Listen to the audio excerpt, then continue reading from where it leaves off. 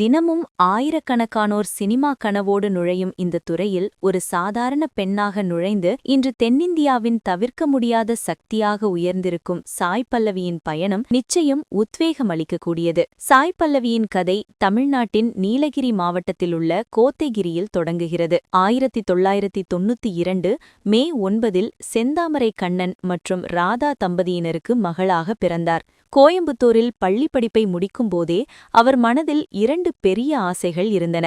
ஒன்று மருத்துவராக வேண்டும், மற்றொன்று நடனம்.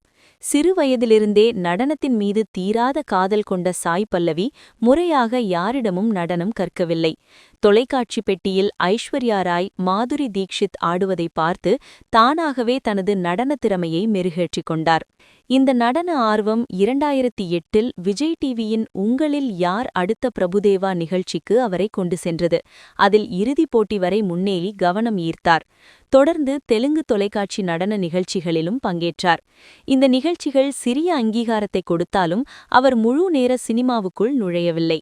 பலருக்கும் தெரியாத ஒரு விஷயம் என்னவென்றால், கஸ்தூரிமான், தாம் தூம் போன்ற படங்களில் மிகச்சிறிய, யாரும் கவனிக்காத கதாபாத்திரங்களில் அவர் தோன்றியிருக்கிறார். ஆனால் அந்த சின்ன முயற்சிகள் பெரிய கதவுகளை திறக்கவில்லை. தனது மருத்துவ கனவை நனவாக்க அவர் ஜார்ஜியா நாட்டிற்குச் சென்றார்.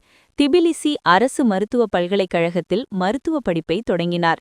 இனி வாழ்க்கை மருத்துவத்தை சுற்றியே இருக்கும் என அவர் நினைத்த நேரத்தில் சினிமா அவரை மீண்டும் தன் பக்கம் இழுத்தது. ஜார்ஜியாவில் சாய் பல்லவி படித்துக் கொண்டிருந்தபோது பிரேமம் படத்தின் இயக்குனர் அல்போன்ஸ் புத்திரன் அவரை தொடர்பு கொண்டார். அவர் பங்கு பெற்ற நடன நிகழ்ச்சிகளின் வீடியோக்களை பார்த்த அல்போன்ஸ் தனது மலர் கதாபாத்திரத்திற்கு சாய் பல்லவிதான் சரியான தேர்வு என்று நம்பினார். ஆரம்பத்தில் இது யாரோ செய்யும் பிராங்க் வேலை என்றுதான் சாய் பல்லவி நினைத்தார். ஆனால் அது உண்மையான அழைப்பு என்று தெரிந்ததும் அவருக்குள் ஒரு விதமான தயக்கம் ஏற்பட்டது. சினிமாவில் நடிக்க ஆசை இருந்தாலும் 2 விஷயங்கள் அவரை தடுத்தன. ஒன்று அவரது மருத்துவ படிப்பு. படிப்பை பாதியில் விட்டுவர அவருக்கு மனமில்லை. இரண்டாவது மற்றும் மிக முக்கியமானது அவரது தோற்றம். குறிப்பாக தன் முகத்தில் இருந்த பருக்கள் காரணமாக தன்னை ஒரு நடிகையாக மக்கள் ஏற்றுக்கொள்வார்களா என்ற தாழ்வு மனப்பான்மை அவருக்குள் இருந்தது. பளபளப்பான முகங்கள் நிறைந்த சினிமா உலகில் தனது இயல்பான தோற்றத்துடன் எப்படி ஜொலிக்க முடியும் என்று அவர் பயந்தார். அதனால் அல்போன்ஸ் புத்திரனின் வாய்ப்பை மிகவும் மரியாதையாக மறுத்துவிட்டார். ஆனால் இயக்குனர் அல்போன்ஸ் புத்திரன் விடுவதாக இல்லை.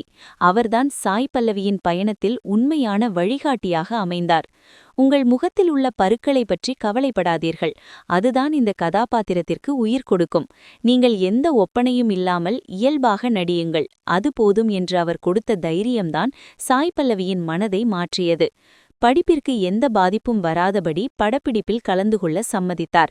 அதுதான் அவரது வாழ்க்கையின் திருப்புமுனை.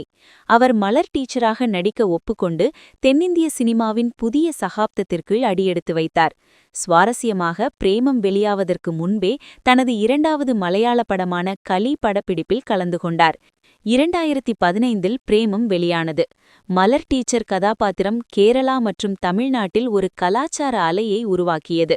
சாய் பல்லவியின் இயல்பான நடிப்பு, வெட்கம் கலந்த புன்னகை மற்றும் அவரது நடனம் ரசிகர்களை பைத்தியமாக்கியது. 2017 ஃபிடா திரைப்படம் மூலம் பானுமதியாக தெலுங்கு திரையுலகில் கால்பதித்தார். அது மற்றொரு இமாலய வெற்றி. அந்த படத்திற்காக தெலுங்கு மொழியை கற்றுக்கொண்டு அவரே டப்பிங் பேசினார். அவரது உழைப்பிற்கு மிகப்பெரிய அங்கீகாரம் கிடைத்தது. தொடர்ந்து 2018 ஏஎல் விஜய் இயக்கத்தில் கரு படத்தின் மூலம் தமிழிலும் கதாநாயகியாக அறிமுகமானார். இப்படி கால்பதித்த 3 மொழிகளிலும் முதல் படங்களிலேயே தன்னை ஒரு வெற்றிகரமான நாயகியாக நிலைநிறுத்தினார். லவ் ஸ்டோரி மற்றும் ஷாம் சிங்காராய் போன்ற படங்களுக்காக ஃபிலிம்ஃபேர் கிரிட்டிக்ஸ் விருதுகளையும் குவித்து வென்றார். கோடிக்கணக்கான ரூபாய் சம்பளம் தருவதாக கூறிய ஒரு முன்னணி ஃபேர்னஸ் கிரீம் விளம்பரத்தில் நடிக்க வந்த வாய்ப்பை அவர் நிராகரித்தது இந்தியா முழுவதும் அவரை பற்றி பேச வைத்தது. என் நிறம் இதுதான், நான் நானாக இருப்பதில் எனக்கு பெருமை. பணத்திற்காக தவறான ஒரு விஷயத்தை மக்களிடம் கொண்டு சேர்க்க நான் விரும்பவில்லை என்று அவர் கூறியது அவருக்கு மிகப்பெரிய மரியாதையை பெற்றுத்தந்தது. பணத்தை விட சமூக பொறுப்புதான் முக்கியம் என்பதை நிரூபித்து பலரின் மனதிலும் இன்னும் உயர்ந்து நின்றார். ஒரு நடிகையாக தன்னை நிரூபித்த சாய் பல்லவி தனது நடனத்தால் மீண்டும் உலகையே திரும்பி பார்க்க வைத்தார். 2018இல் வெளியான மாரி 2 திரைப்படத்தில் இடம்பெற்ற ரவுடி பேபி பாடல் யூடியூபில் ஒரு புயலையே கிளப்பியது. அந்த பாடலில் தனுஷுக்கு ஈடாக அவர் ஆடிய நடனம் ரசிகர்களை மெய்சிலிர்க்க வைத்தது. இன்று வரை அந்த பாடல் 150 கோடிக்கும் அதிகமான பார்வைகளை பெற்று இந்த மைல்கல்லை எட்டிய முதல் தென்னிந்திய பாடல்களில் ஒன்றாக சரித்திரத்தில் இடம்பெற்றுள்ளது. இது சாய் பல்லவியை தென்னிந்தியாவின் நடன அரசி என்று கொண்டாட வைத்தது. 2022இல் வெளியான கார்கி திரைப்படம் ஒரு நடிகையாக அவரது அபார வளர்ச்சியை காட்டியது. ஒரு ஆழ்ந்த சமூக பிரச்சனையை பேசிய அந்த படத்தில் ஒரு சாதாரண பெண்ணின் வலியையும் போராட்டத்தையும் தன் நடிப்பால் நம் கண்முன் கொண்டு வந்து நிறுத்தினார். இந்த நடிப்பிற்காக சென்னை சர்வதேச சினிமா விழாவில் சிறந்த நடிகைக்கான விருதை வென்றார். மேலும் தமிழக அரசின் உயரிய விருதுகளில் ஒன்றான கலைமாமணி விருது 2021ஆம் ஆண்டிற்காக அவருக்கு வழங்கி கௌரவிக்கப்பட்டது. இது அவரது கலை பயணத்திற்கு கிடைத்த மற்றொரு மகுடம். சினிமா பின்னணி, பகட்டான ஒப்பனைகள் என எதுவும் தேவையில்லை. உண்மையான திறமையும் தன்னம்பிக்கையும் கொள்கை பிடிப்பும் இருந்தால் யார் வேண்டுமானாலும் ஜெயிக்கலாம் என்பதற்கு அவர் ஒரு மிகப்பெரிய இன்ஸ்பிரேஷன். கோத்தகிரியில் பிறந்த ஒரு சாதாரண பெண் மருத்துவம் படிக்கும்போதே தென்னிந்தியாவின் முன்னணி நடிகையாக உயர்ந்திருக்கிறார். சிவகார்த்திகேயனுடன் அமரன், நாக சைத்தன்யாவுடன் தண்டேல் மற்றும் பாலிவுட்டில் ரன்பீர் கபூருடன் பிரம்மாண்டமாக உருவாகும் ராமாயணம் என அடுத்தடுத்து உயரங்களை எட்டினார்.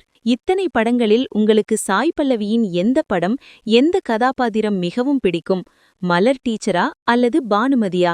கீழே கமெண்ட்ல சொல்லுங்க. இந்த வீடியோ உங்களுக்கு பிடித்திருந்தால் லைக் செய்து எங்கள் சேனலுக்கு சப்ஸ்கிரைப் செய்யுங்கள். நன்றி.